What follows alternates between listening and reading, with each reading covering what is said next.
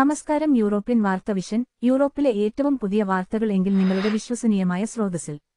ഇന്നത്തെ വീഡിയോയിൽ സ്ലൊവേനിയയിൽ നടക്കുന്ന ഒരു പ്രധാന ഗതാഗത നിയന്ത്രണവുമായി ബന്ധപ്പെട്ട് നിങ്ങൾക്ക് അറിയേണ്ടതുള്ള വിവരങ്ങളാണ്.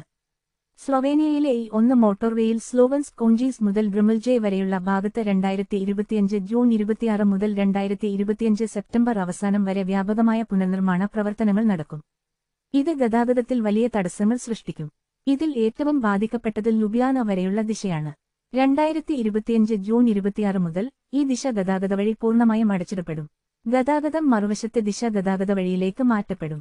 ഓരോ ദിശയിലും ഒരു ലെയിൻ മാത്രം ഉപയോഗിച്ച് രണ്ട് ദിശകളിലും ഗതാഗതം നടക്കും.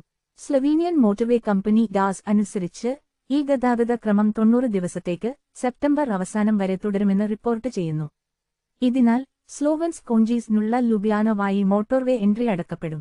സെൽജയിൽ നിന്ന് സ്ലോവൻസ് കോഞ്ചീസിനുള്ള യാത്ര ചെയ്യുന്ന വാഹനങ്ങൾക്ക് 24 മുതൽ ജൂൺ 26 വരെ പൂർണ്ണമായും അടക്കപ്പെടുകയും ഗതാഗതം സെൽജെ, വോജ്നിക്, ഫ്രാങ്ക്ലിവോ, സ്ലോവൻസ് കോഞ്ചീസ് എന്ന പ്രാദേശിക റോഡുകൾ വഴി മാറ്റപ്പെടും. ഈ അടച്ചിടലുകൾ E1 മോട്ടോർവേയുടെ സ്റ്റൈറിയൻ ഭാഗത്തെ പുനർനിർമ്മാണത്തിന്റെ ഭാഗമാണ്.